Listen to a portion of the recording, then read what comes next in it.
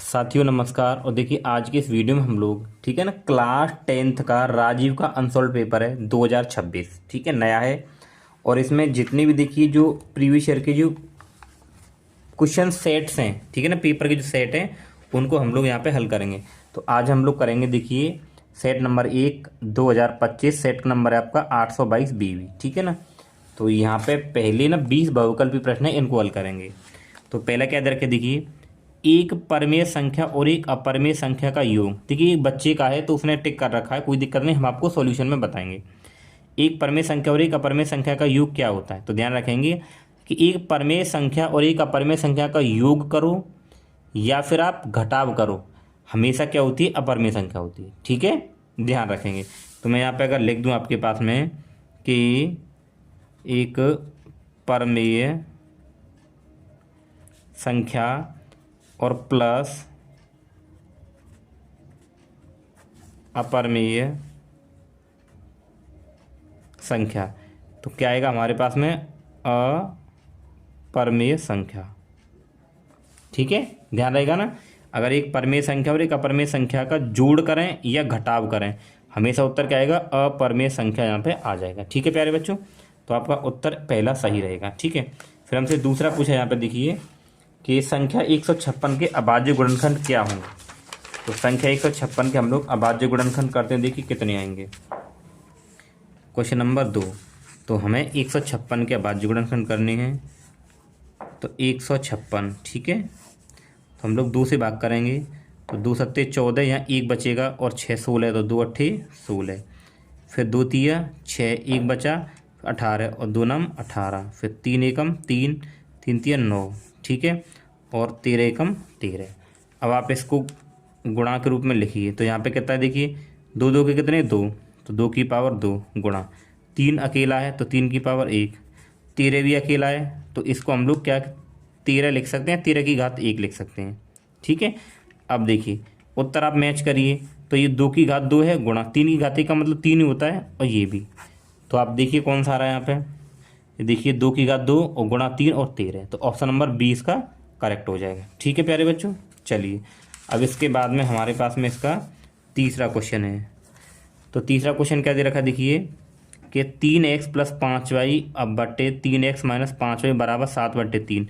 तो x Y का जो दोनों का अनुपात है वो हमें यहाँ पे निकालना है।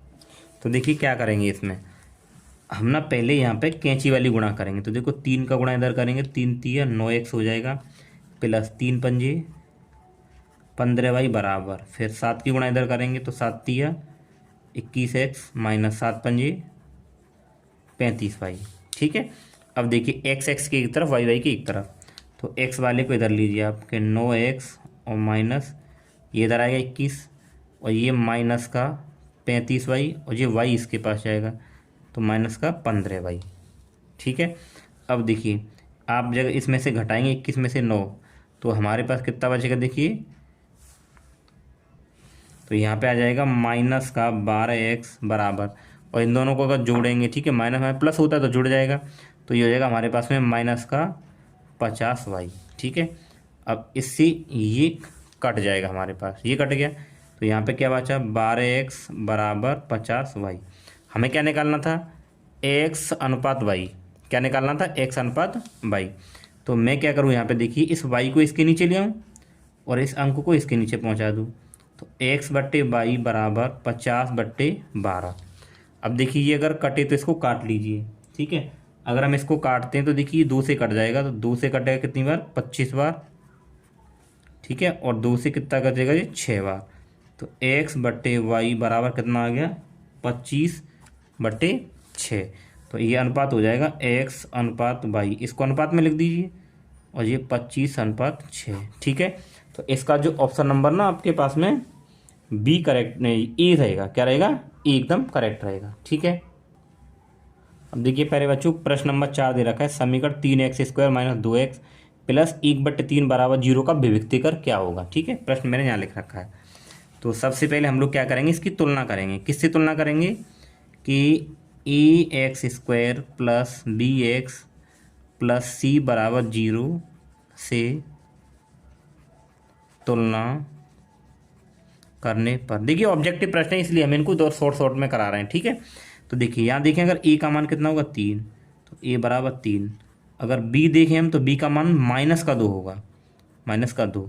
और सी का मान देखें तो 1/3 होगा। विभक्ति कर निकालना है तो विभक्ति कर होता है डी, विभक्ति कर को डी से दर्शाते हैं। डी बराबर होता है b² - 4ac, ठीक है। तो b का मान कितना, -2 स्क्वायर -4 गुणा ए का मान कितना है 3 गुणा सी का मान कितना है 1/3, 3 से 3 खत्म। तो देखिए -2 का वर्ग करेंगे तो +4 हो जाएगा, और ये -4 कितना आ जाएगा, 0 आ जाएगा, ठीक है प्यारे बच्चों। हमारे पास जो डी का मान जो विभक्त कराया कितना आया है, 0 आया है, ऑप्शन नंबर ए। अब देखिए इस प्रकार का क्वेश्चन ना थ्योरी में पूछ लिया जाता है 2 नंबर में, ठीक है। तो ध्यान रखेंगे विभक्ति कर का सूत्र क्या होता है, b² - 4ac, ठीक है प्यारे बच्चों। चलिए अब हम लोग देखते हैं इसका ये प्रश्न नंबर यहाँ पे 5वां। ये कह रहा है कि इस सारणी में जो दिया गया है इसका माध्य क्या होगा, यानी माध्य मतलब समांतर माध्य क्या होगा। अब देखिए प्यारे बच्चों, ये जो सारणी दी गई है ना, इसको हमने यहाँ बना लिया है। तो वर्ग अंतराल, बारंबारता, और यहाँ पे मध्यमान, ठीक है ना। और यहाँ पे मध्यमान को हम लोग x से दर्शाते हैं ना, फिर यहाँ पे f गुणा x ही आएगा।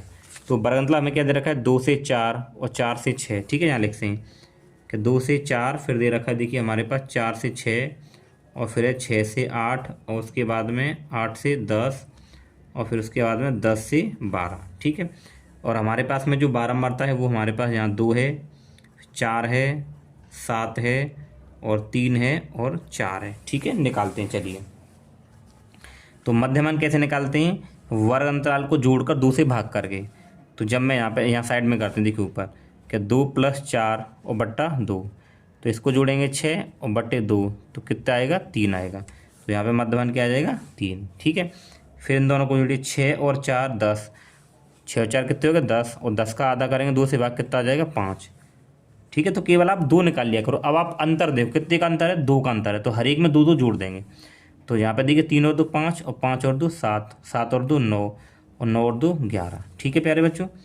ये हमारे पास में ना इतना हो गया, ठीक। अब देखिए यहाँ पे ना हम लोग बारंबारताओं का योग यानी n निकालते हैं, और यहाँ पे हम लोग क्या निकालेंगे, सिग्मा fx।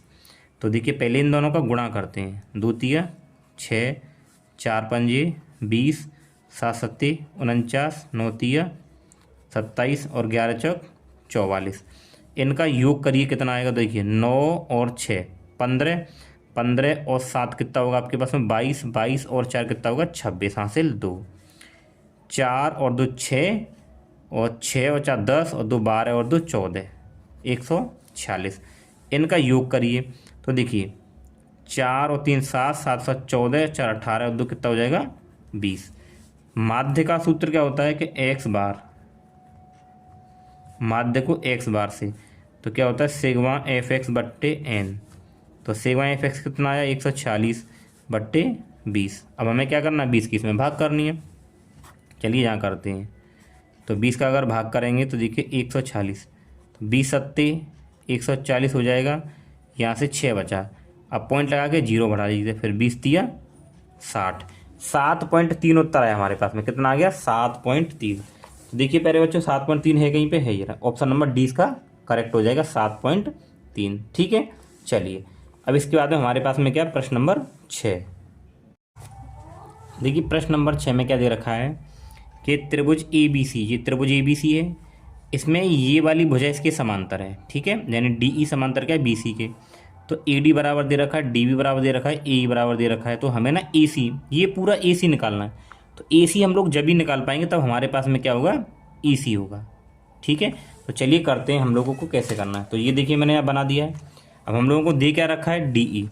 तो हमें दे रखा है कि DE और पैरेलल किसके, BC के, यानी ये इसके पैरेलल है। जब ये इसके पैरेलल है तो हम लोग यहाँ पे क्या लगा सकते हैं, देखिए BPT थ्योरम। तो क्या होती है, ED बट्टा में BD, यानी इन दोनों का अनुपात, ठीक है, बराबर AE और बट्टा में यहाँ पे क्या हो जाएगा हमारे पास में EC हो जाएगा, या CE कर लीजिए, कोई दिक्कत नहीं, ठीक है, CE। अब यहाँ किसके द्वारा कर रहे हैं, BPT, ये थ्योरम होती है, ठीक है, त्रिभुज वाले चैप्टर में थी जो। अब क्या करेंगे, देखिए ED का मान कितना है 1.5, बट्टा बी डी। तो देखिए मैंने क्या बी डी, तो बी डी का मान कितना है 3 बराबर ए ई का मान कितना है 2 और बट्टा सी ई। तो कैंची वाली गुणा करेंगे तो इसकी गुणा इधर करेंगे तो 1.5 सी ई बराबर 3 दूनी 6। ठीक है, मुझे क्या निकालना सी ई, तो सी ई निकालूंगा तो ये गुणा में है तो इधर भाग में जाएगा, तो 6 बट्टे 1.5 पॉइंट हटाएंगे तो ऊपर 0 लग जाएगा। ठीक है, तो ये हो जाएगा सी ई बराबर 60 बट्टा 15। ठीक है, 15 चौके 60, यानी मेरे पास में आएगा सी ई बराबर 4 सेंटीमीटर। ठीक है प्यारे बच्चों, अब देखिए आपके पास में क्या आ गया सी ई, यानी कि यहाँ से यहाँ तक क्या आ गया 4। जब ये 4 आ गया तो उसने पूछा ए सी का मान, किसका पूछा ए सी का, तो ए सी बराबर क्या हो जाएगा, ए सी बराबर क्या हो जाएगा ए ई प्लस ए ई सी। तो ए सी बराबर हो जाएगा ए ई प्लस का सी ई। ठीक है प्यारे बच्चों, ई का मान कितना है 2 प्लस सी का मान आप लोग निकाल चुके हो 4 आया है, तो यहाँ इसकी जगह 4 रखी है और ये किसके बराबर ए सी के, तो ए सी बराबर 2 और 4 कितना हो जाएगा 6 सेंटीमीटर। ठीक है, तो ऐसा प्रश्न बोर्ड परीक्षा में हर बार पूछा जाता है, तो हमारे पास में ऑप्शन नंबर इसका ए करेक्ट हो जाएगा। ठीक है प्यारे बच्चों, चलिए अब लोग देखते हैं प्रश्न नंबर 7। अब देखिए प्यारे बच्चों प्रश्न नंबर 7 क्या है कि बिंदुओं 2,3 और 4,1 के बीच की दूरी हमें निकालनी है। ठीक है, तो हम लोग ये मान लेते हैं हमारे पास देखिए 2 बिंदु हैं, एक बिंदु यहाँ एक यहाँ, तो यहाँ आप ए मान लीजिए और यहाँ पे क्या बी मान लीजिए। तो इस ए बिंदु के साथ 2,3 दे रखे हैं कि 2,3। ठीक है, और जो बी बिंदु हमारे पास वो दे रखे हैं 4,1, तो ये हो जाएंगे 4,1। हमें निकालनी है इनके बीच की दूरी। ठीक है, तो आप इसको मानिए x1 और ये y1 निर्देशांक और ये x2 और ये y2। तो बीच की दूरी का सूत्र क्या होता है d बराबर under root x1 minus x2 का square plus y1 minus y2 का स्क्वायर। ऐसा क्वेश्चन भी हर बार बोर्ड एग्जाम में आता है। तो d बराबर x1 का मान कितना देखिए 2 माइनस x2 का मान कितना है 4 का स्क्वायर प्लस y1 कितना है हमारे पास में देखिए 3 माइनस y2 कितना है 1। ठीक है, स्क्वायर। तो d बराबर देखिए 2 में से 4 घटाएंगे तो माइनस के 2 बचेंगे, उसका वर्ग करना है, प्लस 3 में से 1 गया तो कितना बचा 2 का स्क्वायर। तो d बराबर 2 का वर्ग करेंगे 4 आ जाएगा, प्लस फिर 2 का वर्ग 4, तो d बराबर कितना आ गया अंडर रूट 8 आ गया। अब आप ये बताइए इस ऑप्शन में कहीं अंडर रूट 8 तो है ही नहीं है, तो हम लोग इसको तोड़ेंगे, यानी 8 के अगर मैं फैक्टर करूँगा तो देखिए 2 चौके 8, 2 छक्के 12 और 2 चौके 8, 2 दूनी 4 आएगा। ठीक है, 2 एकम 2। अब मैं इसको क्या लिख सकता हूँ कि 2 गुणा, यानी इस 8 को हमने तोड़ा 2 गुणा 2 गुणा 2।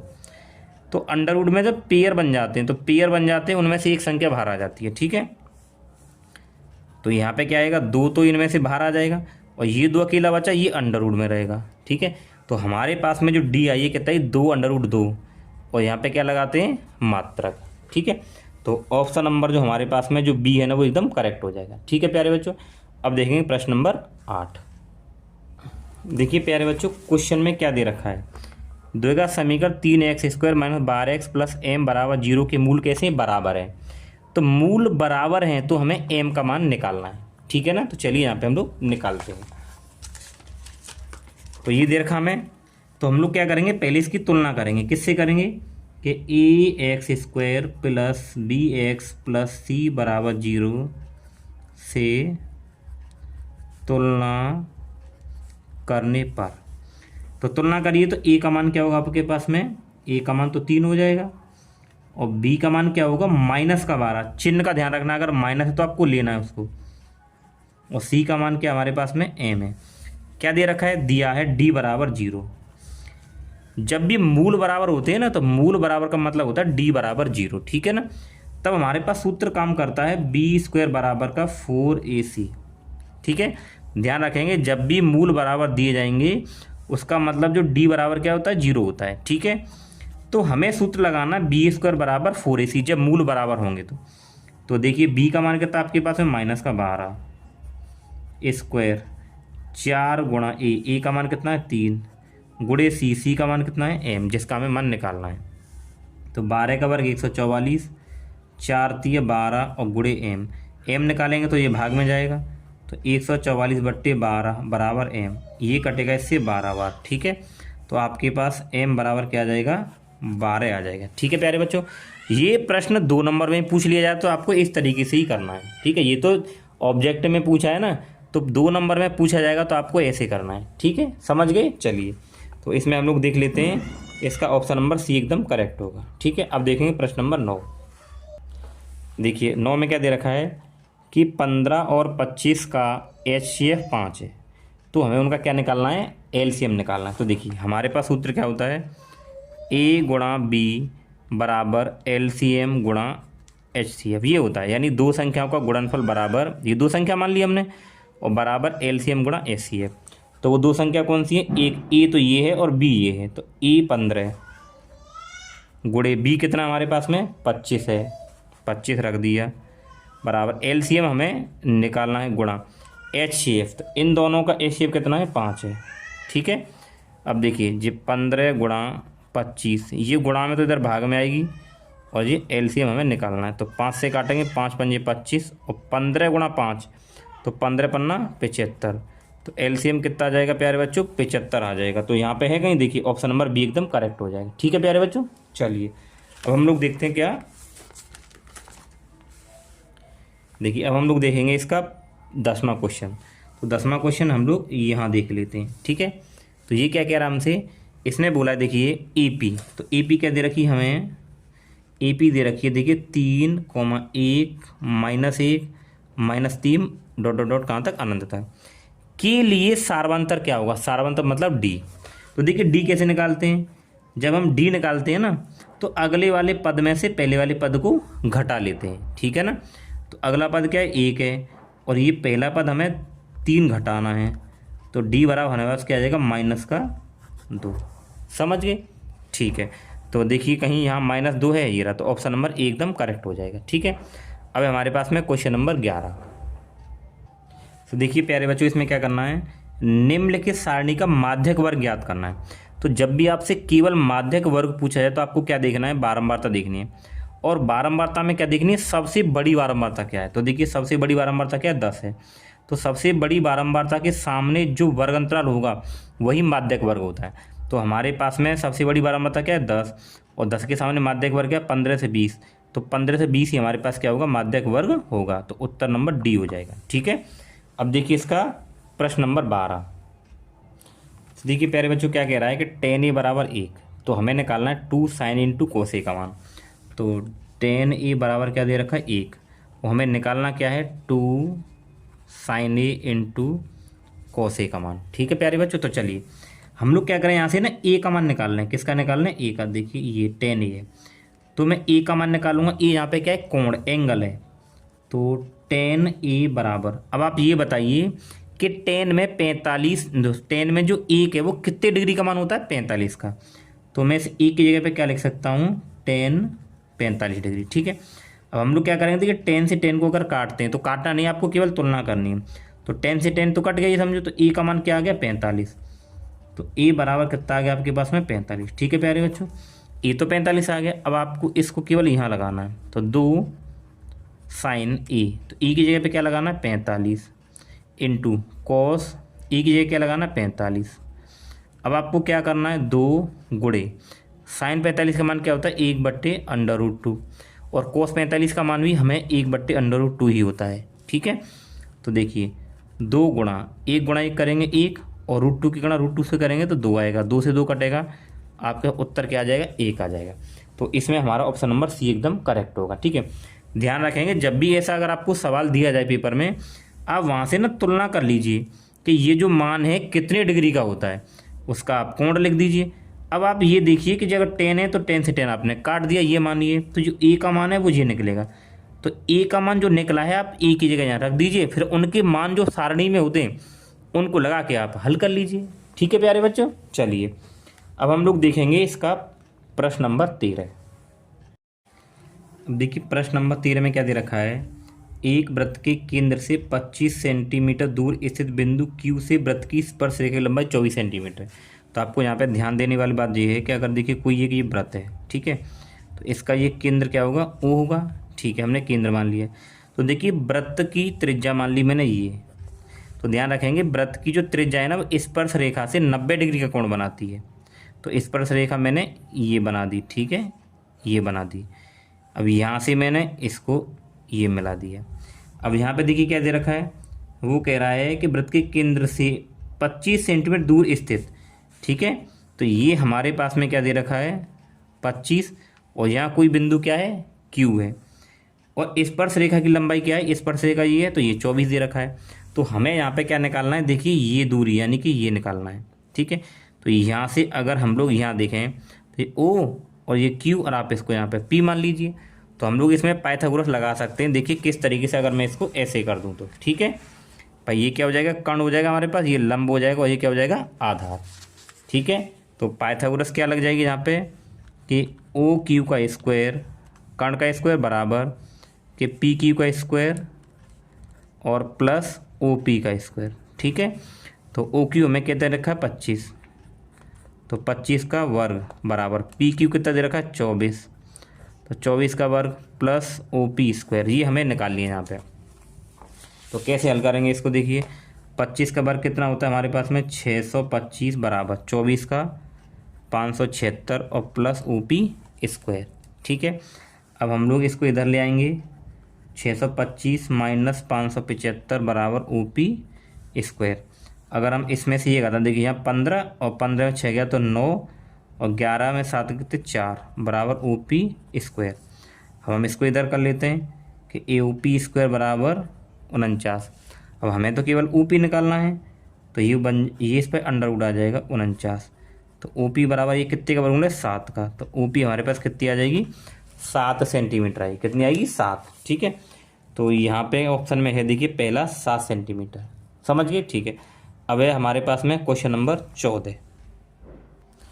क्वेश्चन नंबर 14 क्या कह रहा है, एक मीनार की ऊंचाई 20 मीटर है, ठीक है। चित्र बनाना जरूरी है, तो एक मीनार बनाते हैं, ये 20 मीटर ऊंची है, कितनी है 20 मीटर, ठीक है। तो एक मीनार की ऊंचाई 20 मीटर है, ज़मीन से बनने वाली इसकी छाया की लंबाई, तो देखिए ये है मीनार, ये क्या हमारे पास में मीनार 20 मीटर है, इसकी छाया कहाँ बनेगी, यहाँ बनेगी, ठीक है ना। तो इसकी छाया की जो लंबाई है ये हमें जो दे रखी है, ये कितनी दे रखी है 20√3 मीटर, कितनी दे रखी है 20√3 मीटर, तो 20√3 मीटर, इसको यहाँ हम लोग मिला देते हैं, तो यहाँ पे कोण बनेगा। अब हमें ये कोण निकालना, तो इस कोण को मैं मान लेता हूँ थीटा, क्या मान लेता हूँ थीटा, इसका नाम रखिए ABC। हमें क्या निकालना है, थीटा निकालना है। तो देखिए लंब है और ये आधार है, तो हमें पता देखिए LAL लाल बट्टे कक्का। तो अगर मैं देखिए त्रिभुज ABC में क्या लगाएंगे tan थीटा बराबर, तो tan थीटा बराबर क्या होता है, देखिए ये तो होता है साइन का, ये कोस का, और ये tan का, तो tan थीटा होता है लंब बट्टे आधार, तो लंब बट्टे आधार ये हो गया। तो tan थीटा बराबर लंब क्या हमारे पास में BC बट्टा आधार क्या है AB, तो tan थीटा बराबर BC का मान कितना दे रखा है 20, AB का मान कितना 20√3, ठीक है। तो 20 से 20 खत्म, तो हमारे पास आ गया tan थीटा बराबर 1/√3। अगर हम ये देखें कि tan में 1/√3 किसका मान होता है, तो ध्यान रखेंगे, तो यहाँ पे लिखेंगे हम tan थीटा बराबर tan 1/√3 होता है कितने का, tan 30 का। तो tan से tan खत्म मानिए, आप काटना नहीं है, ये आप मान सकते हो बस। तो थीटा बराबर क्या बचेगा आपके पास 30 बचेगा, तो हमारे पास में जो थीटा जो होगा कितना आ जाएगा 30 डिग्री आ जाएगा, ठीक है। तो हमारे पास जो ऑप्शन नंबर A क्या होगा करेक्ट हो जाएगा। क्वेश्चन नंबर 15 देखते हैं क्या कह रहा है।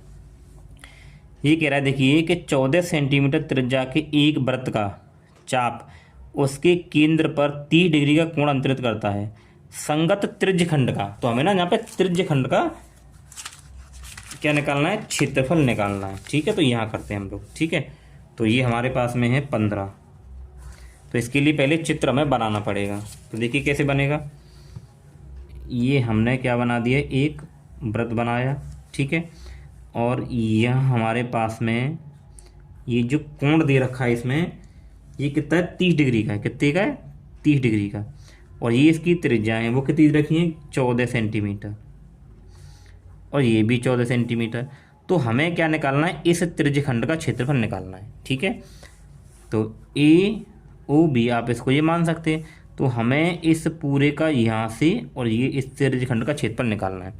तो यहाँ पे अगर देखें कि आर, तो आर बराबर तो 14 सेंटीमीटर है, और जो थीटा जो हमें दे रखा है वो 30 डिग्री है। हमें त्रिज्यखंड का क्षेत्रफल निकालना है, तो सूत्र लगाएंगे त्रिज्यखंड का क्षेत्रफल बराबर, सूत्र क्या होता है देखिए, थीटा बट्टे 360 और इंटू पाई आर स्क्वायर। ठीक है, तो थीटा का मान कितना है देखिए 30 डिग्री बट्टे 360 गुणे पाई का मान हम लोग 22/7 लगाएंगे, गुणा आर, आर कितना है 14, तो 14 का वर्ग। ठीक है, देखिए इससे ये कट जाएगा और 3 एकम 3, 3 एकम 3, 3 दूनी 6, 1/12 गुणा 22/7 गुणा 14 का वर्ग, यानी 2 बार लिखेंगे 14 गुणा 14, 7 दूनी 14। ठीक है, और 2 छिक्के 12 और 2 तिया 6 और 2 एकम 2, तो ऊपर कितना आ गया 11 गुणा 14 और नीचे कितना हमारे पास में 3। अब इसकी गुणा करते हैं, तो 14 एकम 14 के 4 आंसू 1, 14 एकम 14 और 1 15 और ये 3 सेंटीमीटर स्क्वायर। तो यहाँ पे जो हमारे पास क्षेत्रफल आया कितना आया 154/3 सेंटीमीटर स्क्वायर। तो ऑप्शन नंबर देख पा रहे हो आप, ऑप्शन नंबर सी एकदम करेक्ट होगा। ठीक है प्यारे बच्चों, चलिए अब हम लोग देखते हैं यहाँ पे, देखिए प्रश्न नंबर 16। तो प्रश्न नंबर 16 में क्या बोला देखिए, ये कह रहा है जोकर की टोपी का आकार कैसा होता है। तो जोकर की जो टोपी का आकार है वो क्या होता है शंक्वाकार। कैसा होता है शंक्वाकार। ठीक है ना भाई, जोकर की जो टोपी होती है वो कैसी होती है, इस तरीके से होती है, शंकु के आकार की। ठीक है, तो ये तो हमने भाई टोपी में ये बने होते हैं, नहीं शंकु में हम लोग नहीं बनाते, तो ये ऐसी होती है। ठीक है, तो हमारे पास जो क्वेश्चन नंबर 16 है उसका ऑप्शन क्या हो जाएगा बी। ठीक है, अब देखिए प्रश्न नंबर 17 क्या कह रहा है, कल्पित माध्य विधि और पग विचलन विधि सरलीकृत यानी किसकी हैं। तो ध्यान रखेंगे जो कल्पित माध्य विधि और पग विचलन विधि दोनों ही किसकी, प्रत्यक्ष विधि की हैं, यानी प्रत्यक्ष विधि का क्या है सरलीकृत रूप है। तो ऑप्शन नंबर बी होगा इसका। 18 दे रखा है देखिए, यह देख कुछ प्रेक्षणों का माध्य, ये बहुत इंपॉर्टेंट प्रश्न है यहाँ पे। ठीक है, तो चलिए इसको मैं यहाँ पे आपको करवा देता हूँ। तो यहाँ पे हमें क्या करना है देखिए, इसमें प्रश्न नंबर 18 कुछ प्रेक्षणों का माध्य। ठीक है, तो माध्य बराबर 15 और माध्य का बराबर 24। तो यहाँ हमारे लिए बहुत इंपॉर्टेंट हो जाएगा ये सूत्र। ठीक है, तो इसका देखिए सूत्र होता है हमारे पास में बहुलक बराबर, और पूछा भी बहुलक है, तो बहुलक बराबर सूत्र क्या होता है, बहुलक बराबर 3 माध्य का माइनस 2 माध्य। प्यारे बच्चों ये सूत्र डायरेक्ट पेपर में पूछ लिया जाता है, तो पहले आप सूत्र याद रखेंगे। अब हम बहुलक निकालना, चलिए निकालते हैं। 3 गुणे माध्य का कितनी दे रखी 24 माइनस 2 गुणे माध्य कितना दे रखा है 15, तो 24 ये होते हैं 72 माइनस 15 दूनी 30। जब हम लोग इसको घटाएंगे तो ये 2 बचेंगे और ये आ जाएगा 42। तो आपके ऑप्शन में है 42, ऑप्शन नंबर डी।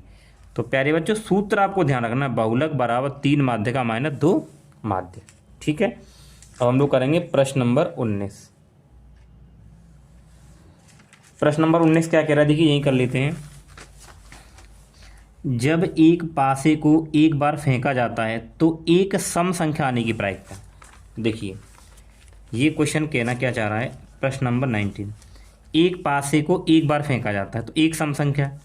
तो अगर देखें हम लोग पासे में कुल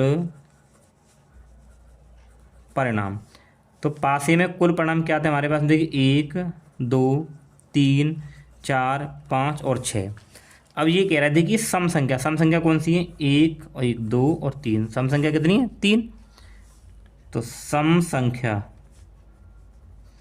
हमारे पास क्या है 3, हमें निकालनी है एक सम संख्या आने की प्रायिकता। तो एक सम संख्या आने की प्रायिकता बराबर। ठीक है, तो कुल अंक यानी कि कुल परिणाम कितने होते हैं 6, तो नीचे आ जाएगा 6। सम संख्या कितनी आ रही हैं, 1 2 3, तो ऊपर आ जाएगा 3, ठीक है ना।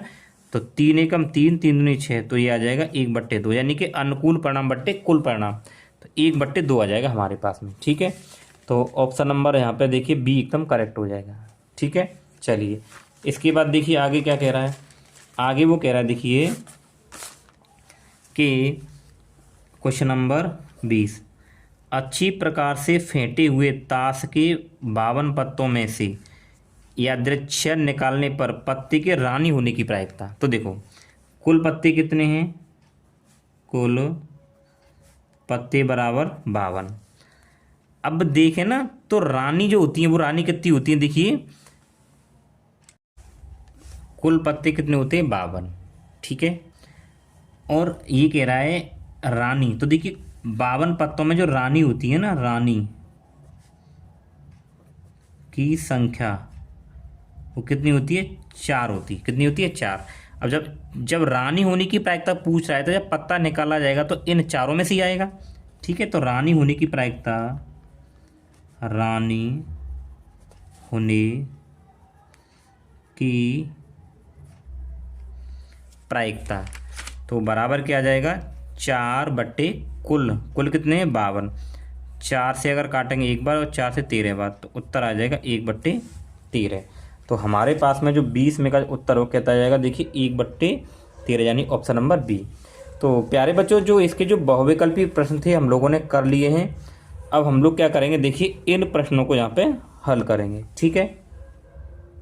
तो देखिए इन प्रश्नों को हम लोग आगे आने वाले वीडियो में हल करेंगे, क्योंकि वीडियो थोड़ा बड़ा हो जाएगा, ठीक है। चलिए मिलते हैं नेक्स्ट वीडियो। प्यारे बच्चों नमस्कार। और देखिए आज के इस वीडियो में हम लोग देखिए इससे पहले हम लोग ना इस सेट के बहुविकल्पी प्रश्नों को हल कर चुके हैं। ये आपका सेट नंबर कौन सा है, देखिए 822 BB, इसके हम लोग बहुविकल्पी प्रश्नों को हल कर चुके हैं। और आज हम लोग इसके खंड बाकी प्रश्न नंबर 1 में कितने प्रश्न हैं, 5, सभी को हल करेंगे, ठीक है। चलिए स्टार्ट करते हैं। तो पहला प्रश्न जो दे रखा है वो मैंने यहाँ पे देखिए लिख रखा है, ये रहा, ठीक है।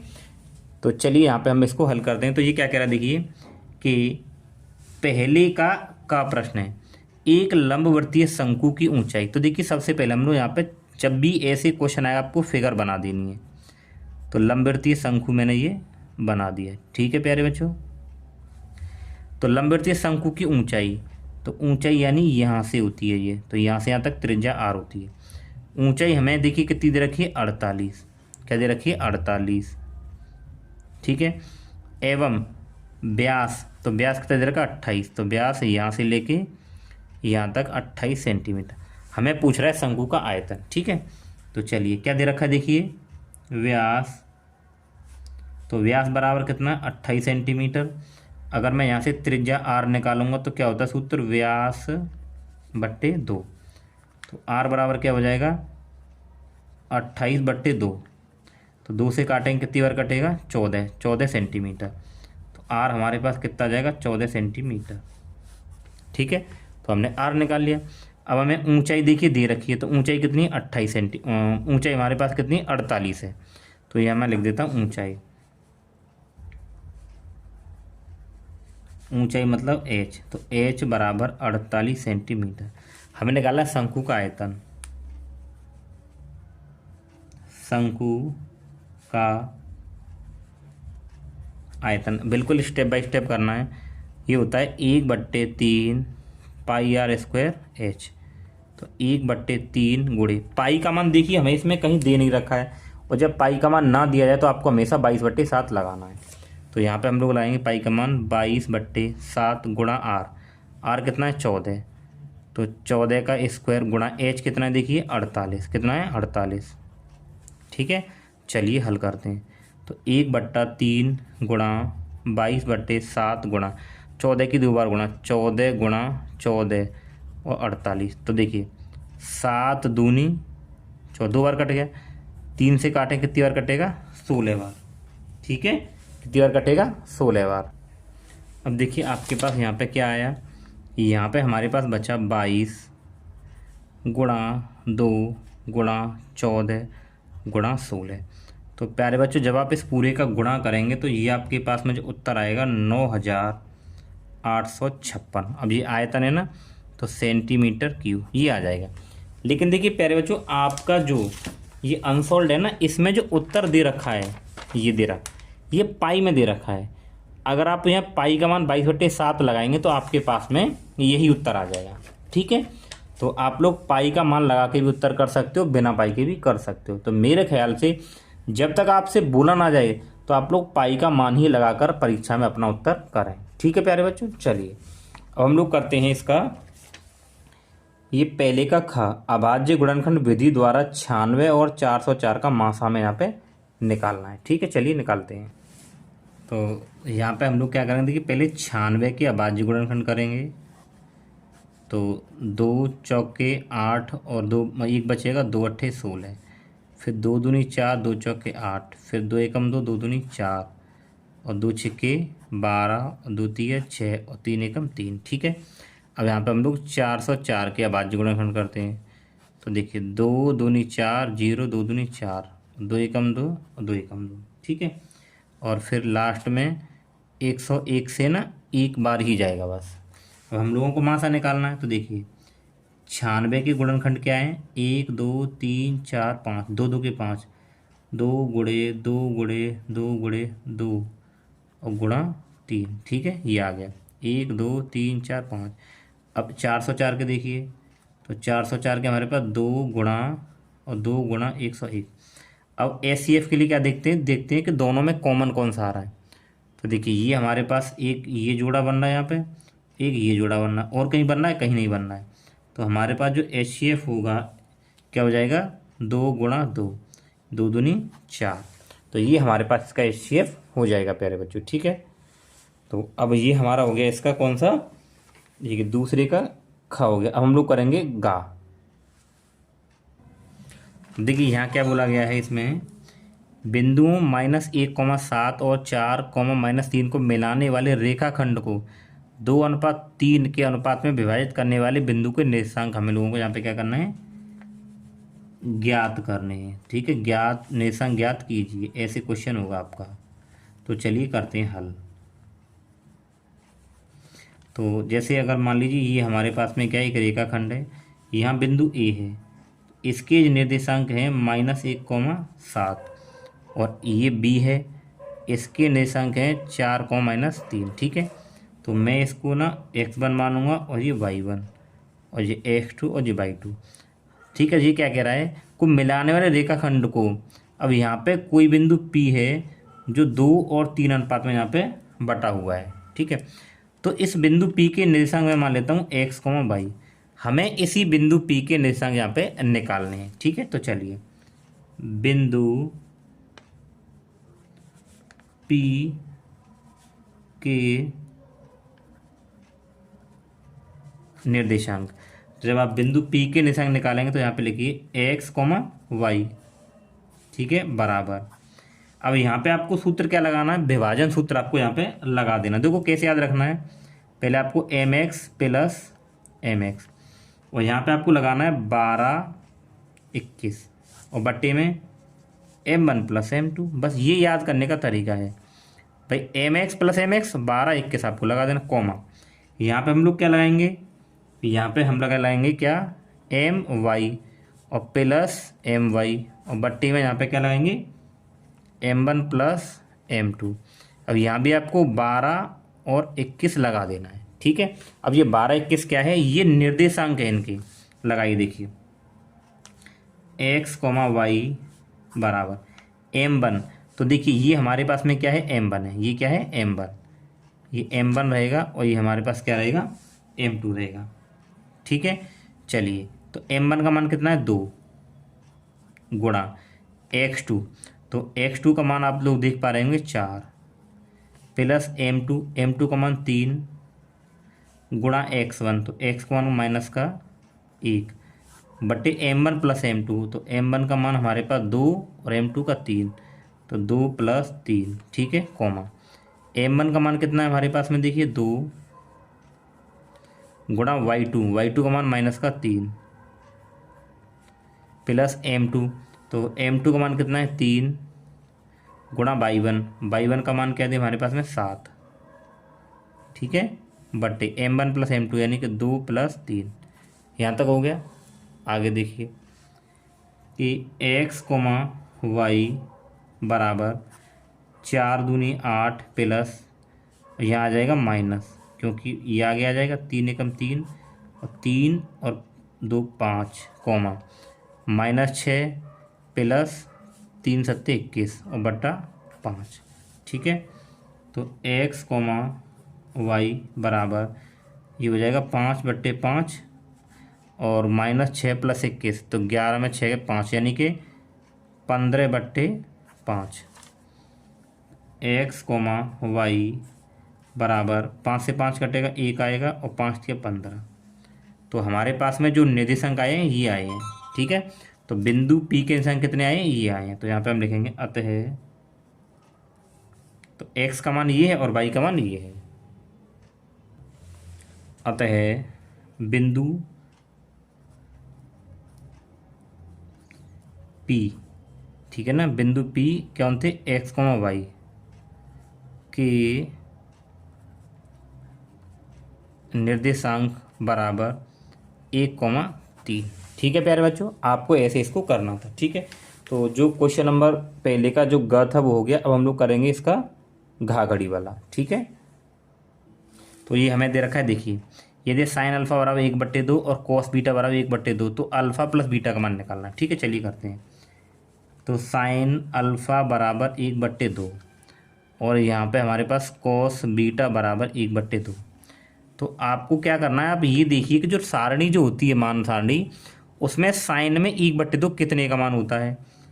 तो साइन अल्फा बराबर साइन जो 1/2 जो मान होता है ना, वो होता है कितने का, साइन 30 का। ठीक, कितने का होता है, साइन 30 का। तो अब अगर हम यहाँ पे तुलना करके देखेंगे, देखिए साइन से साइन आपको काटना नहीं है, केवल तुलना करनी है। तो अल्फा बराबर आपके पास क्या होगा, 30।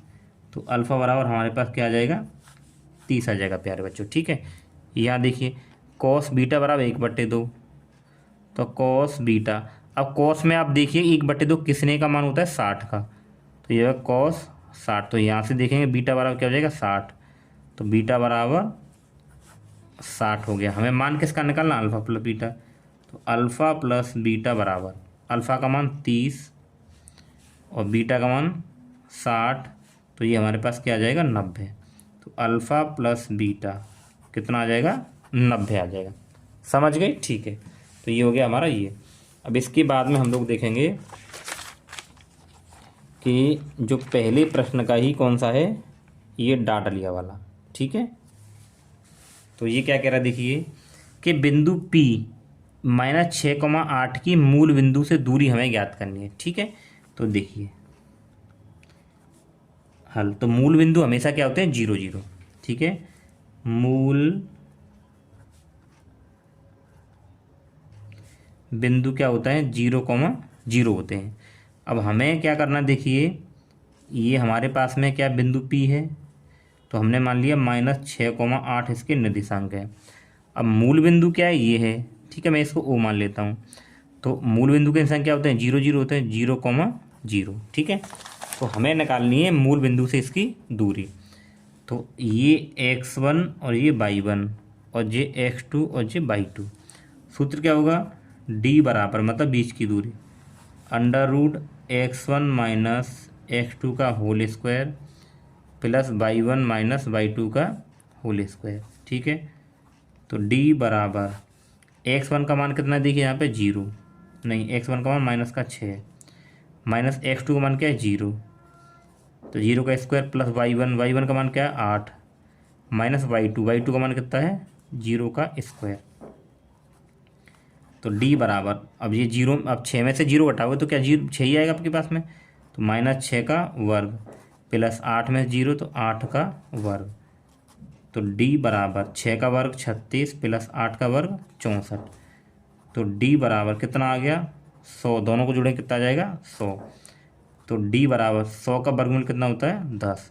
तो हमारे पास में जो उत्तर आ जाए कितना आ जाएगा, 10 आएगा। यानी मूल बिंदु से जो दूरी कितनी होगी, 10 मात्रक।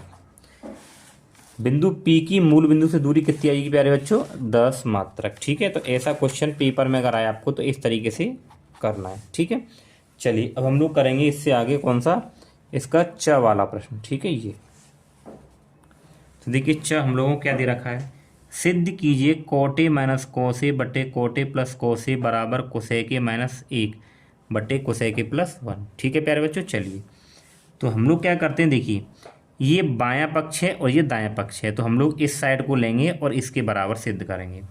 तो ये कौन सी साइड है, LHS, तो यहाँ पे लिखेंगे LHS लेने पर, LHS लेने पर। तो क्या हमारे पास में LHS, cot A minus cos A बटा कोट ए प्लस का कोस ए। देखिए यहाँ मैं क्या करने वाला हूँ, हमारे पास देखिए एक सूत्र होता है, क्या साइड में लिखते चलूँगा मैं, ठीक है, कि कोट ए बराबर सूत्र होता है कोस ए बटे में साइन ए। ठीक है प्यारे बच्चों, अब देखिए कोट ए को मैं क्या लिख सकता हूँ, कोस ए बटे में साइन ए, और माइनस का ये कोस ए ऐसे ही रहेगा बट्टा, फिर ये देखिए कि कोस ए बटे में साइन ए और प्लस ये कोस ए ऐसे ही रहेगा। ठीक है, अब यहाँ से हमें क्या करना है, देखिए ऊपर से दोनों से ना कोस ए बाहर आ जाएगा। जब मैं यहाँ ऊपर से कोस ए बाहर लूँगा तो यहाँ पे क्या बचेगा 1, और बट्टे में यहाँ क्या बचेगा साइन ए। ठीक है, माइनस यहाँ से कोस ए बाहर आ गया तो यहाँ पे 1 बचेगा। ठीक है, बट्टा, फिर ये नीचे देखिए यहाँ से कोस ए प्लस ये कोस ए, तो यहाँ से कोस ए बाहर आएगा, तो यहाँ से भी जब कोस ए बाहर आएगा तो यहाँ भी 1 बट्टे साइन ए बचेगा। ठीक है, और यहाँ पे कोस ए बाहर चलाएगा तो यहाँ पे क्या बचेगा 1 बच गया। ठीक है, अब देख कोस ए से कोस ए ख़त्म, तो हमारे पास क्या आ रहा है यहाँ पे 1 बट्टे साइन ए माइनस 1 और बट्टे 1 बट्टे साइन ए प्लस 1। तो हम क्या कर सकते हैं, 1 बट्टे साइन ए मतलब क्या होता है, कोसेक ए माइनस 1 हो जाएगा, 1 बट्टे साइन ए ये भी कोसेक ए हो जाएगा और प्लस 1। तो देखिए यही तो हमें लेके आना था, कोसेक ए माइनस 1 और कोसेक ए प्लस 1, ये हो गया हमारे पास में। तो ये किसके बराबर आ गया, राइट हैंड साइड के। तो हम लोग यहाँ पे लिखेंगे कि LHS बराबर RHS प्रूव्ड, हमने प्रूव कर लिया। ठीक है प्यारे बच्चों, ठीक है, तो देखिए प्यारे बच्चों जो हमारे पास में इस खंड बा का प्रश्न नंबर 1 था वो कंप्लीट हो गया। अब हम लोग इससे आगे वाले वीडियो में प्रश्न नंबर 2 के सभी प्रश्नों को करेंगे। देखिए हम इनको नंबर बाई नंबर इसलिए करा रहे हैं क्योंकि वीडियो ज़्यादा बड़ा हो जाएगा। ठीक है, तो हम लोग आराम आराम से कराएंगे। ठीक है प्यारे बच्चों, अब देखिए हम लोग करेंगे प्रश्न नंबर 2 का। इससे पहले के वीडियो में हम लोगों ने देखिए ये यहाँ तक प्रश्न कर लिए थे।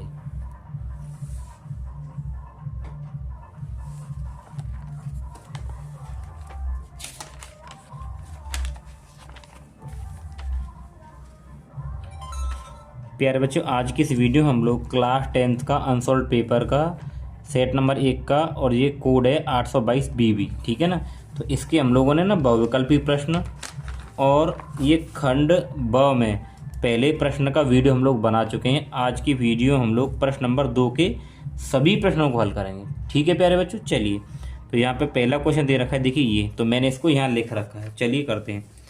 ये कह रहा है किसी AP का 17वां पद उसके 10वें पद से 7 अधिक है, तो सार्वंतर ज्ञात कीजिए। तो यहाँ पे हम लोग करेंगे जैसे मैं बता रहा हूँ वैसे ही करना। माना AP का पहला पद, तो मान लिया हमने AP का पहला पद A है और सार्वंतर, ठीक है ना, सार्वंतर के हमारे पास में D है। अब ये क्या कह रहा है हमारे पास में कि AP का 17वां पद, तो 17वां पद मतलब A17, ठीक है ना, 17वां पद क्या हो जाएगा A17, उसके 10वें पद से, तो बराबर लगाइए 10वां पद यानी कि A10, 10वें पद से 7 अधिक है, यानी जो 17वां पद है ना ये 10वें पद से 7 अधिक है, तो ये तो पहले से अधिक है, तो हमें तो बराबर करना होता है, हम लोग इसमें 7 ऐड कर देंगे। अब जब मैं यहाँ पे देखिए 17वां पद अगर लिखूँगा तो एक पद कम करके लिखते हैं। कैसे लिखेंगे, देखिए A+, यानी कि ये 17 है तो इसको हम लिखेंगे 16D। ये लिखने का तरीका होता है। ठीक है, समझ गए, यानी जो पद पूछा जाएगा उससे एक कम लिखना होता है। अब ये A10 है तो इसको हम लिखेंगे ए प्लस 9D, ठीक है प्यारे बच्चों, प्लस 7। ये तो आप लोग क्लास 10th में सीख चुके होंगे। अब हम लोग क्या करें, देखिए ए से ये कट जाएगा तो ये 9 इधर आ जाएगा तो 16D, ये इधर आएगा तो माइनस का 9D और बराबर का 7, ठीक है। तो यहाँ से हम लोग घटाएंगे, 16 में से 9 गए तो 7D बराबर 7। अब ये 7 गुणा में इधर भाग में जाएगा तो D बराबर 7/7, तो 7 से ये 7 कट जाएगा तो हमारे पास D बराबर क्या आ जाएगा, 1 आ जाएगा प्यारे बच्चों, ठीक है। तो जो हमारा सार्वंतर होगा वह हमारे पास कितना होगा, ये होगा 1, ठीक है प्यारे बच्चों। अब हम लोग करेंगे इसका, देखिए प्रश्न नंबर इसका ख, ठीक है, यानी कि दूसरे का ही ख करेंगे। तो दूसरे के ख में क्या दे रखा है, देखिए हमें कि √2x² प्लस 7x प्लस 5√2 बराबर 0 के मूल ज्ञात करने हैं। √2x² प्लस 7x प्लस 5√2 बराबर 0, ठीक है प्यारे बच्चों। अब देखिए क्या करना है, तो इसकी ना आप इससे गुणा करिए। तो देखिए साइड में करते हैं कि √2 गुणा 5√2, तो गुणा करेंगे, देखिए √2 का √2 से करेंगे 2, अब 5 और गुणे में कितना आ गया 10। यानी हमें इस 7 को ऐसे तोड़ना है कि गुणा करने पर तो 10 आए, लेकिन जोड़ घटाव करने पर कितना आ जाए, 7 आए। तो 5 दूनी 10 और 5 और 2 7। चलिए तो √2x² प्लस, तो मैं इसको क्या लिख सकता हूँ, 2x और प्लस 5x, भाई 5 और 2 7 और गुणा करेंगे तो 10 आ रहा है, और 5√2 बराबर 0, ठीक है। अब यहाँ से कॉमन लेना है हमें, यहाँ से मैं क्या कॉमन ले सकता हूँ, देखिए यहाँ से मैं आपका √2 कॉमन ले सकता हूँ, ठीक है। √2x, जब यहाँ से √2x बाहर आएगा, ठीक है, जब यहाँ से आपके पास √2x बाहर आ जाएगा तो यहाँ पे क्या बचेगा, x बचेगा, और प्लस √2 यहाँ से बाहर आ रहा है तो देखिए भाई √2 गुणा √2 करेंगे तो क्या होगा, 2 होगा ना। मैं 2 को इस तरीके से लिख सकता हूँ, ठीक है ना, √2 गुणा √2 2 हो जाएगा, तो 2 को मैं ऐसे लिख सकता हूँ, यानी ये 2 हमारे पास इस तरीके से लिखा है। तो यहाँ से √2 बाहर आ जाएगा तो यहाँ पे क्या बचेगा, √2 प्लस यहाँ से मैं 5 कॉमन ले लूँगा, तो 5 कॉमन आएगा तो x प्लस का क्या बचेगा, √2 बराबर 0, ठीक है। अब देखिए ये दोनों ब्रैकेट एक जैसे हैं तो हम क्या करेंगे, एक ब्रैकेट में x प्लस √2 लिखेंगे, इन दोनों में से ये कॉमन आ गया, और दूसरे ब्रैकेट में इसके आगे जो आया है √2x और प्लस 5 बराबर 0। तो हम लोग यहाँ से x प्लस √2 बराबर 0 इसकी एक बार, और √2x प्लस 5 बराबर 0 एक बार, ठीक है। तो यहाँ से अगर मैं x का मान निकालूंगा तो x बराबर माइनस √2, और √2x बराबर ये इधर जाएगा तो माइनस का 5, तो x बराबर -5, ये भाग में जाएगा √2, ठीक है प्यारे बच्चों। तो ये हमारे पास में इसके क्या हो जाएंगे, मूल हो जाएंगे, ठीक है। चलिए इसके बाद इससे आगे वाला प्रश्न देखते हैं। अब देखिए हम लोग करेंगे इसका क और ख हो गया, अब ग करेंगे, ठीक है। ये प्रश्न बहुत इंपॉर्टेंट है। तो देखिए क्या दे रखा है हमें, एक त्रिभुज ABC की भुजा BC पर D एक बिंदु इस प्रकार है कि कोण ADC बराबर कोण BEC। तो सबसे पहले हम लोग क्या बनाएंगे, त्रिभुज बनाएंगे, ठीक है। तो ये मैंने एक त्रिभुज बनाया, ये क्वेश्चन बहुत इंपॉर्टेंट है, ठीक है। तो ये मैंने A मान लिया और ये हमारे पास क्या हो गया, B हो गया और C हो गया। त्रिभुज ABC की भुजा BC, तो भुजा BC पर क्या है, यहाँ पे एक बिंदु D है, ठीक है। तो फिर उसके बाद D बिंदु इस प्रकार से है कि कोण ADC, ADC, तो जब कोण बनाएंगे तो हमें इस भुजा को मिलाना पड़ेगा, ये मैंने मिला दिया, ठीक है। फिर क्या कह रहा है कि कोण ADC यानी ADC ये वाला कोण बराबर है किसके, BAC के, यानी कि इस पूरे कोण के, ठीक है, ये कह रहा है। तो हम लोग क्या करेंगे, देखिए पहले त्रिभुज हमें सिद्ध तो ये करना है, तो इसको सिद्ध करने से पहले हम इन दोनों त्रिभुजों में क्या करेंगे, समरूपता सिद्ध करेंगे, उसके बाद हम लोग ये सिद्ध कर पाएंगे। दोनों त्रिभुज कौन से, कि ADC और BAC, ठीक है। चलिए करते हैं। तो अगर हम देखें हल, तो त्रिभुज कौन कौन से हैं, ADC तथा BAC में BAC में, इन दोनों में अगर हम लोग देखें, देखिए हमें पहले ही दे रखा है क्या कि कोण ADC बराबर कोण BAC। अब ये तो हमें दिया है, ठीक है। हम लोग यहाँ पे ना सिद्ध क्या करेंगे, AA प्रॉपर्टी यानी एंगल AA प्रॉपर्टी यहाँ पे हम लोग समरूपता सिद्ध करेंगे, ठीक है। तो उसके लिए दो एंगल बराबर होने चाहिए। तो देखिए ये तो हमें एक दे रखा है, ठीक है। अगर मैं देखूँ, देखिए यहाँ पे इस C एंगल को देखिए कि ADC यानी कि यहाँ पे भी ये एंगल आ रहा है, और अगर पूरे त्रिभुज की बात करें BAC तब भी ये आ रहा है। तो दोनों त्रिभुज में ये एंगल कैसा होगा, कॉमन होगा, ठीक है, यानी ओबेनिस्ट होगा। तो एंगल C बराबर क्या होगा, एंगल C के। क्यों होगा, क्योंकि ये ओबेनिस्ट है, ठीक है, ओबेनिस्ट।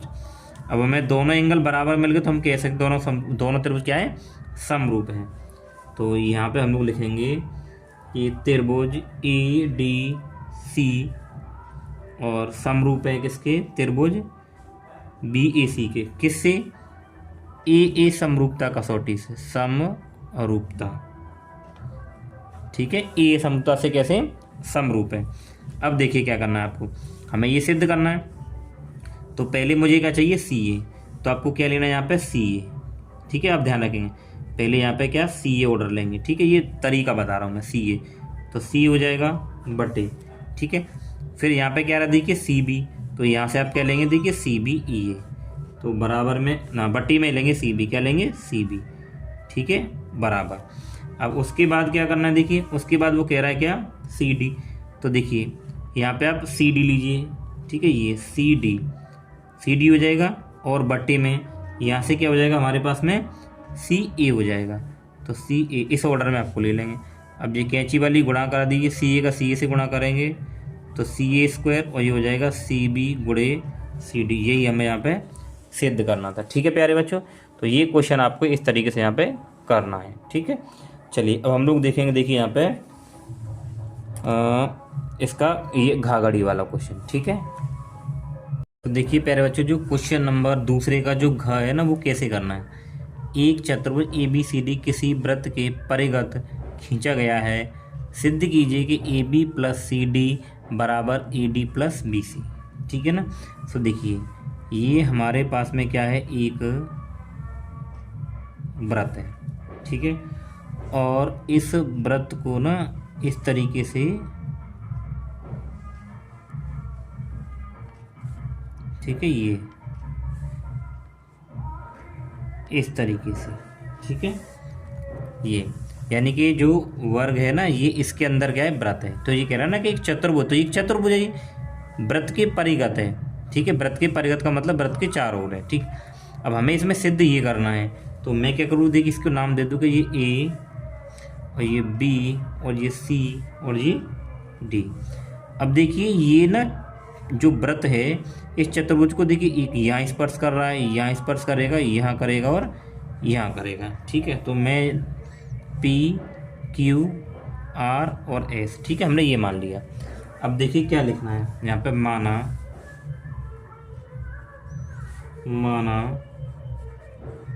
वृत्त चतुर्भुज ABCD, चतुर्भुज ABCD को बिंदु P, Q, R तथा S पर स्पर्श करता है। तो देखिए अब ये किस तरीके से है, देखिए जैसे कोई एक वृत्त है, तो देखिए वृत्त है और यहाँ से ना मैं स्पर्श रेखा खींच दूँ ये इस तरीके से। तो अगर देखा जाए तो ये वृत्त है, तो देखिए वृत्त है ना, तो वृत्त के लिए देखिए ये स्पर्श रेखा होगी, इधर ये स्पर्श रेखा होगी, इधर देखेंगे तो ये स्पर्श रेखा होगी, ये स्पर्श रेखा होगी। तो ये सभी ना वृत्त के लिए क्या है, यहाँ पे स्पर्श रेखा है। और वृत्त की जो स्पर्श रेखाएं वो दोनों कैसी होती हैं, ये दोनों बराबर होती हैं, ठीक है ना। वृत्त की स्पर्श रेखाएं दोनों कैसी होती हैं, बराबर होती हैं, ठीक है। अब ये हमने लिख दिया। अब हमें सिद्ध क्या करना है, वो चलेंगे। सिद्ध करना है, सिद्ध क्या करना है हमें कि AB प्लस CD बराबर AD और प्लस का BC हमें ये सिद्ध करना है। तो उत्पत्ति पहले हम लोग थोड़ी सी उपपत्ति करेंगे, ठीक है। क्या है देखिए, हम जानते हैं, हम क्या जानते हैं, ये जो मैंने बताया कि वृत्त की स्पर्शरेखा कैसी होती है, बराबर होती है, ठीक है। हम जानते हैं कि बाह्य बिंदु, ये बाह्य बिंदु है ना भाई, ये सभी बाह्य बिंदु, तो जैसे यहाँ बाह्य बिंदु मैंने क्यों मान लिया, ठीक है। बाह्य बिंदु से खींची गई स्पर्श रेखाओं की लंबाई बराबर होती है, ठीक है ना। क्या होती है, लंबाई बराबर होती है। अब देखिए हमें किस तरीके से इन स्पर्श रेखाओं को लेना है। अब जैसे कि ये AB है, ठीक है ना, तो यहाँ मैं अगर देखूँ कि ये वाली स्पर्श रेखा इसके बराबर होगी, ठीक है, तो हमें इस तरीके से लेना है। तो पहले AP बराबर क्या होगी, AS की, समीकरण नंबर 1 मान लिया, ठीक है। अब अगर हम यहाँ पे देखें कि जो PB है यानी ये वाली स्पर्श रेखा इसके बराबर होगी, कि PB बराबर किसके होगी, BQ के, समीकरण नंबर 2 मान लिया। अब आप इधर चलिए यहाँ पे, तो यहाँ अगर हम देखें कि जो ये हमारे पास है कि CR किसके बराबर होगी, इसके, क्या CR बराबर किसके, CQ के, ठीक है ना। क्योंकि मैंने बताया ना वृत्त की स्पर्श रेखाएं बराबर होती हैं, तो ये स्पर्श रेखाएं ये बराबर हैं। फिर ये कौन बचा, अभी ये दोनों बचे। तो अगर यहाँ पे हम लोग देखें कि DR बराबर किसके होगा, यहाँ पे DS के, ठीक है, कि DR बराबर DS के, ये हो गया समीकरण नंबर 4। अब हम क्या करेंगे, चारों समीकरणों को यहाँ पे जोड़ेंगे, ठीक है। तो यहाँ पे लिखेंगे हम लोग समीकरण 1, 2, 3 व 4 को जोड़ने पर, तो ये वाले जो पार्ट है इनको इधर जोड़ेंगे और इधर इन वाले पार्ट को इधर जोड़ेंगे। तो AP प्लस PB, ठीक है, और प्लस CR और प्लस का DR बराबर, ये पार्ट इधर जोड़े जाएंगे कि AS plus BQ plus CQ और प्लस DS, ठीक है। अब देखिए AP और PB, AP प्लस PB, तो AP और PB मिलकर क्या बनाएंगे, AB बनाएंगे, ठीक है। तो AP प्लस P मिलकर क्या बन जाएगा, AB बन जाएगा, प्लस CR प्लस DR। अब यहाँ देखिए CR और प्लस DR मिलकर क्या बनाएंगे, पूरी CD बनाएंगी, तो ये हो जाएगा CD, ये पूरा, ठीक है। और बराबर AS प्लस BQ, तो AS और प्लस BQ, देखिए यहाँ पे आप देखिए जो AS है ना, तो AS के साथ में DS ही है, तो AS और DS मिलकर क्या बनाएंगी, तो AS और DS मिलकर हमारे पास क्या बना देंगे, AD बना देंगे, ठीक है। AD प्लस क्या बचा, BQ, तो BQ और ये QC दोनों मिलकर क्या बनाएंगी, BC बनाएंगी, तो ये हो जाएगा BC, ठीक है। तो यही हमें यहाँ पे क्या करना था, सिद्ध करना था। ये हमारे पास क्या हो गया, प्रूव्ड हो गया, ठीक है प्यारे बच्चों। अब हम लोग क्या करेंगे यहाँ पे, तो ये तो हमारा पूरा क्वेश्चन हो गया। अब हम लोग करेंगे, देखिए इसके आगे इसका ये डाटा लिया वाला, ठीक है। तो प्यारे बच्चों देखिए ये हमें यहाँ से सारणी दे रखी है कि दिए गए आवृत्ति वितरण के आंकड़ों का माध्यक 28.5 है, ठीक है। माध्यक हमें 28.5 दे रखा है। तो x y के मान ज्ञात की यदि n बराबर हमारे पास 60 हो, तो ये पहले मैंने लिख दिया कि दिया है माध्यक बराबर 28.5 और n बराबर 60। अब हमें इसके लिए क्या बनानी पड़ेगी, सारणी देखिए क्या बनाएंगे यहाँ पे। तो यहाँ पे सबसे पहले क्या आएगा, वर्गांतर, ठीक है, ये वर्गांतर आ जाएगा। और यहाँ पे क्या, बारंबारता, तो बारंबारता को F से, ठीक है प्यारे बच्चों। इसके बाद में हम यहाँ पे लिखेंगे संचयी बारंबारता, संचयी बारंबारता को CF कहते हैं हम लोग, ठीक है। तो ये हमारे पास यहाँ हो गया। अब देखिए वर्गांत पहले क्या लिखा, 0 से 10 और दूसरा 10 से 20 और तीसरा ये क्या देखिए 20 से 30 और फिर 30 से 40 और फिर 40 से 50 और फिर 50 से 60, ठीक है, ये आ गया। अब इसके बाद में हमारे पास जो बारंबारता है वो क्या है, 5 है, फिर x है और फिर 20 है, फिर 15 और y और फिर 5, ठीक है। अब हम लोग क्या करेंगे, ये एक लाइन हम लोग यहाँ पे इसको यहाँ ऐसे कर देते हैं, ठीक है। तो आपको इस तरीके से वहाँ पे टेबल बना लेनी है। अब हम लोग क्या निकालेंगे, संचयी बारंबारता। संचयी बारंबारता कैसे निकाली जाती है, ये पहले 5 है तो 5 रहेगा, आप इसको इसमें जोड़ेंगे तो ये इसमें जुड़ेगा तो x प्लस क्या हो जाएगा, 5 हो जाएगा। अब x प्लस 5 को फिर इसमें जोड़ेंगे तो ये x तो है ही है, 5 इसमें जुड़ेगा तो कितना हो जाएगा, 25 हो जाएगा, ठीक है। अब ये यहाँ जुड़ेगा तो x प्लस 25 और 15 कितने हो जाएंगे हमारे पास में, 40। फिर ये यहाँ जुड़ेगा तो x प्लस y और प्लस 40 हो जाएगा। अब ये यहाँ जुड़ेगा तो x प्लस वाई प्लस 40 और 5 कितना हो जाएगा, 45, ठीक है। हमने इन सबको यहाँ पे जोड़ दिए, ठीक है। अब हम लोग क्या करेंगे, देखिए अब जो बारंबारता है ना, देखिए हमारे पास में ये जो बारंबारता है इनको भी जोड़ा जाता है, ठीक है। ये जो बारंबारता है ये इनको जोड़ा जाता है। तो बारंबारता को हम n से दिखाते हैं, तो n बराबर इनको जोड़िए तो देखिए x प्लस वाई, तो ये x प्लस वाई हो जाएगा। अब इन नंबरों को आप जोड़िए तो देखिए 15 और 5 20 और 20 40 और 5 45, तो प्लस 45, यानी इन बारंबारताओं का जो योग आया हमारे पास में n कितना आ गया है, x प्लस वाई प्लस 45। देखिए अगर हमारा ये सही है तो बारंबारताओं का योग और इसका जो लास्ट वाला वो नंबर है वो दोनों बराबर आने चाहिए, तो ये सही होगा। तो ये दोनों बराबर, तो यहाँ तक सही है। तो n बराबर हमें पहले दे रखा है 60, तो हम लोग क्या करेंगे, इसके बराबर 60 रख देंगे, तो n का मान 60 रख देंगे। तो x प्लस वाई प्लस 45 बराबर क्या है, 60, ठीक है। क्योंकि इन बारंबारताओं का योग हमें पहले से 60 दे रखा है तो मैंने इसके बराबर 60 रख दिया। तो यहाँ से हम लोग x प्लस वाई बराबर 60, ये इधर आ जाएगा 45, ठीक है। तो x प्लस वाई बराबर अगर घटाएंगे तो कितना आ जाएगा, 15, ठीक है। अच्छा अब इसके आगे हम लोगों को क्या करना है, अब हम लोग यहाँ पे क्या लिखेंगे, देखिए इसका सूत्र लिखेंगे, माध्यक बराबर क्या होता है, तब काम बनेगा, क्या लिखाना है।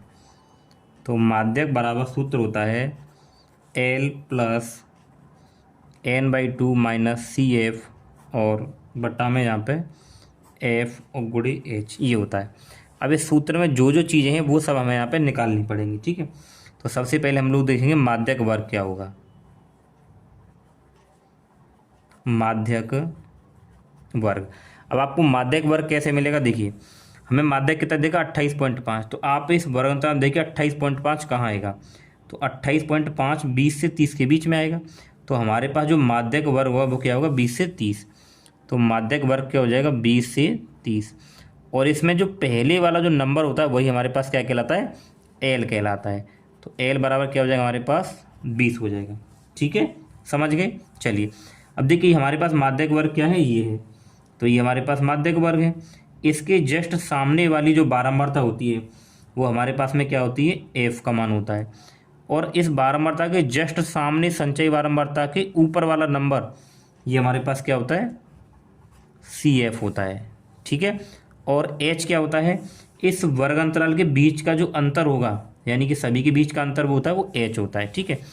तो हमारे पास F का मान कितना आ गया, देखिए तो F बराबर तो 20 आ गया, ठीक है। और CF का मान क्या आ गया, CF, तो CF बराबर आ गया हमारे पास में x प्लस 5। अब बचा कौन, H, तो H क्या होगा, वर्ग अंतराल के बीच का अंतर, तो ये 10 से 20 20 से 30 10 का अंतर चल रहा है, तो H हमारे पास क्या आ जाएगा, 10 आ जाएगा, ठीक है प्यारे बच्चों।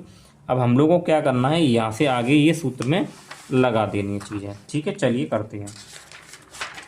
तो दूसरा पेज हम लोग ले लेते हैं क्योंकि यहाँ जगह नहीं है, ठीक है। तो ये मैंने यहाँ पे इस पेज को ले लिया। तो सूत्र हमारे पास क्या है, देखिए सूत्र हमारे पास दिया है कि माध्यक बराबर, ठीक है ना,